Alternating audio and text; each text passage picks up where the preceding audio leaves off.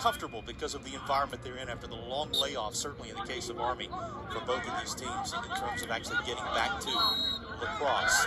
Control's still able to have here at Virginia on a number of these lacrosse games Doug Terry was having with his very about Matt Moore, expected to be a factor today after missing some time in that Towson contest today. Faceoff picked up by, think about when you think of the crew out of West Point, when you think of Army, the defense. It's obviously an Army team. You know you're going to get a physical effort from them.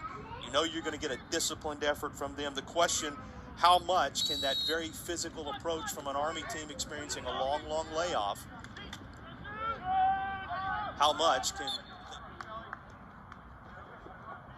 I'm going to scrape that away, but little right foot into it, as it, certainly glad he did, as he puts Virginia up 4-2.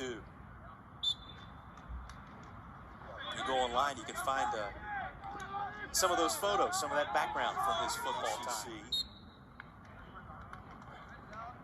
In preparation for this game, Army can build on the momentum of that latest goal as they end up sending Ethan Barrington to the face-off. So tested, that certainly catches your attention right away. Bobby Gavin, the freshman out of San Diego, California, having received the nod for Virginia. Wahoo's having been so good. Connections with UVA and Army. Jim Ace Adams, UVA's head coach from 78 to 92.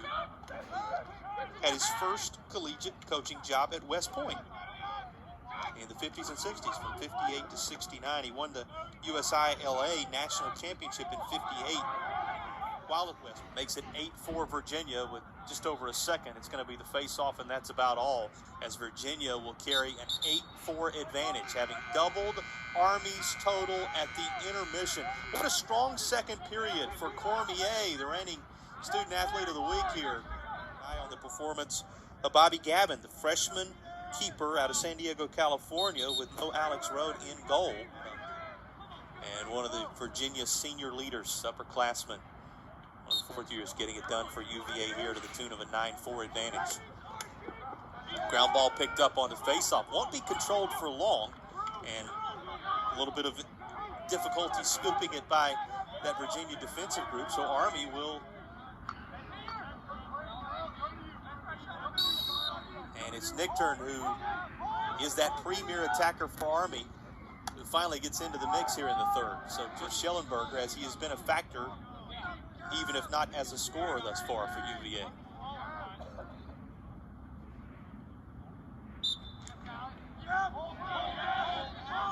Ground ball one once more. Makes it 11-5 Virginia in the process.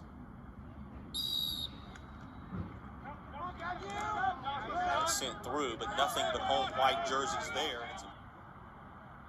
Makes it 2 in this period for Army. Not only do they get Nichtern involved,